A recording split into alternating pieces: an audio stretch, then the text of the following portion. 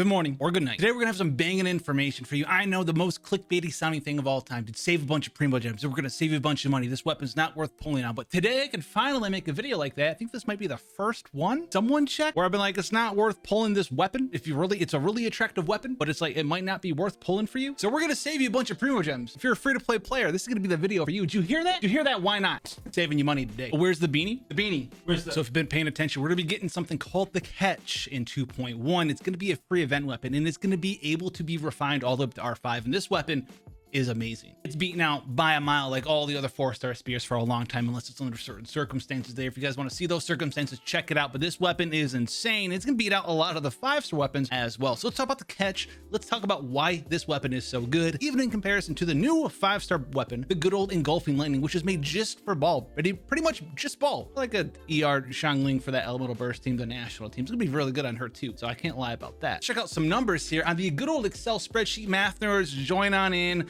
Non-math nerds, you know, avert your eyes, right? Just put it on, you put the phone down somewhere else, put the beats on, and just listen to this explanation for you guys. Okay, so let's check out good old the Catch R5 in the Fate set. This is gonna be amazing for you. So we're looking at 485,000 raw damage in a build like this. This is without any buffs. So let's go ahead and compare this to the good old R1 version of the 5-star, right? The Grasscutter, so light, aka, oh, his old name, the Engulfing Lightning. 563,000. That's a significant jump. Well, it's like 10% more, 10% more, or it could be up to a triple full pity for 10% more damage. Now there is a little bit of distinction here. You do have a little bit more ER here. This is 308% total ER with the R1 Grasscutters, whereas the other one, the Catch, you're going to look at 217% ER. If you try to maximize your damage, it should be enough for you to kind of get some particles, unless you're, you know, kind of fighting one enemy. You might need a little bit of help from the Electro Traveler. In a build like this, double attack, attack percent Sands, attack percent Goblet. It is a phenomenal weapon if you build it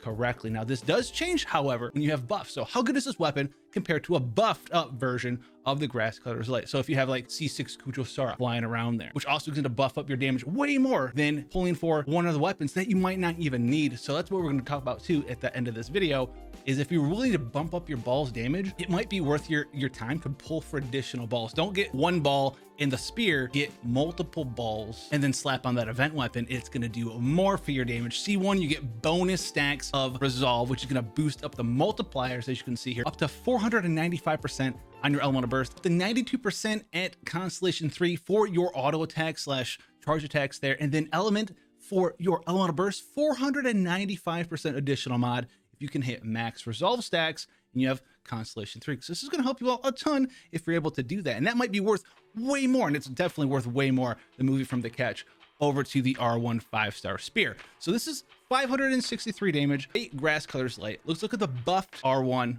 version of the 5-star weapon, the Engulfing Lightning. 761,000 damage in raw damage. This is nice. This is using Kujo Sara, a little bit of Noblest Oblige action there, and you're gonna have a lot of cool stuff going on in this build. And this isn't even C6 Kujo. This is just Kujo Sara in the party for the attack buff. You could also slap in, you know, Bennett here, just someone boosting up your attack. If you compare this to the Catch at R5, 690,000 damage, which is very nice. Now this is still within that same damage range threshold, but it's no longer 10%. It's like 7-8% if you add an attack buffer in there. Why does this happen? Why does that gap close? Well, it's because the 4-star weapons have lower base attack, so your attack buffs and all that stuff really help you out there, because it's solving one of your weaknesses. Does it fully close the gap? No, but it kind of shortens that gap up a little bit, because your weakness is you don't have a bunch of attacks. So when you add some attack in there, then you're starting to close in the gap. Now, so you go in there like a manly, oh my goodness, pulling for Baal out there all day,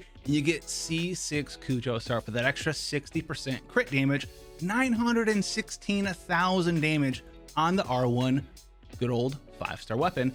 That's brand new, the Engulfing Lightning. Then you have the Catch, 845,000. So you're literally down by 70,000 damage there, which sounds like a whole ton, but you're also up by 1 bajillion Primo. So let's talk about the difference here. Yes, it's like 8-9% damage there that you're off on one or the other, but honestly, you can get way more damage from going for her constellations. So let's put it this way for you guys. You can get, instead of true pitying the weapon, you can get at least one ball for less pity, right? It's triple pity for a weapon, 50-50, 50-50. Now you get the weapon. That is going to be a lot of pulls. That's 270 pulls to get the weapon, and the weapon alone is only a 10% damage increase. If you want to go ahead and you want the best Baal possible, you should not get the weapon. You should go ahead and your biggest damage boost is going for constellations on Baal. Now the C1 here will indirectly buff your damage here. It's going to allow you to gain bigger and better stacks of resolves to make her more flexible. So you're going to gain more resolve stacks quicker. If you're using an electro character, 80% increase to your stack gain rate, which is going to be phenomenal. If you're not using electro characters, 20%. Now the big one here is Constellation 2. You ignore 60% of the enemy's defense. 60% of your enemy's defense. That's just wild. If you had to pick between one of those two things, what would you go for? You go for the constellations. They're crazy. They're crazy in comparison to pulling for the weapon. And even if only go for C1, if it's taking you from getting, 66%, 70% of the max resolve stacks up to 100% for the full maximum bonus, that's going to do you even more because you're just straight up getting you higher multipliers attached to all of the stuff that you're doing with just Constellation 1. And that is worth way more than just a raw 10%, 8% damage increase between the two weapons. If you have Constellation 1 on the 4-star weapon and Constellation 0 on the 5-star weapon, that gap is instantly closed and maybe you're doing a little bit more damage that way. And then if you get lucky, because remember you have 270 pulls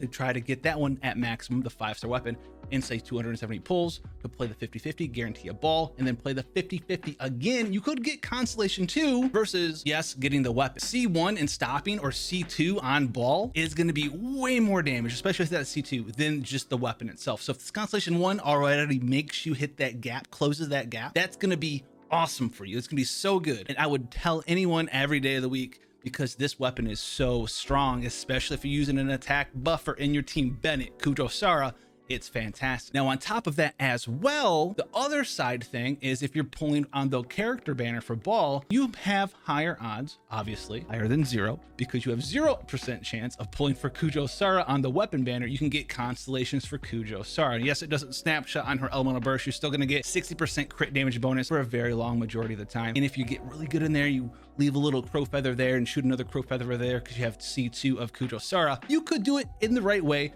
to refresh your crit damage buff a couple of times there and last that full 7 seconds of Kujo-Sara plus Baal sort of synergy there as well. So if you could have that factored in as well, my goodness, compare this right here. This is Kujo-Sara at Constellation, not 6, buffing up Baal, 761,000 damage using the Engulfing Lightning. However, if you have C6 of Kujo-Sara and the catch here, rocking and rolling, Constellation 0, Baal, 845,000 damage. Now the catch is doing more damage than the 5-star weapon because you have a better buffer, not butter buffer, better buffer, 190% crit damage in this build. That is going to do way more damage. And this is without getting another Baal. Even if you go like super pity, you get C1. This is not even factored in. It's just Kujo-Sara being maxed out at C6. It's going to be a runner a whole long time there. And I mean, listen, I know 5-star weapons are super shiny. They make you feel super powerful, but the math says that if you want to actually make a better Baal, you pull for constellations for Kujo-Sara to have a better support and get Constellation 1, or maybe even Constellation 2 with a little bit of luck on Baal because of that triple pity. Could you get super lucky and get the weapon in one pull? Yeah, you could also get super lucky and get another constellation for Baal and bridge that gap instantaneously and have a bunch of resources left over for another character, or go for Baal again, get some Kujo-Saras, get that C2, and now you're ignoring 60% defense. So let me know what you guys think down below. That's what I would give, honestly, as advice. Pull for additional Baals. The weapon is good, but the free weapon you guys get is just so good. All right, this hair's a little wild. I'm making an appointment right now.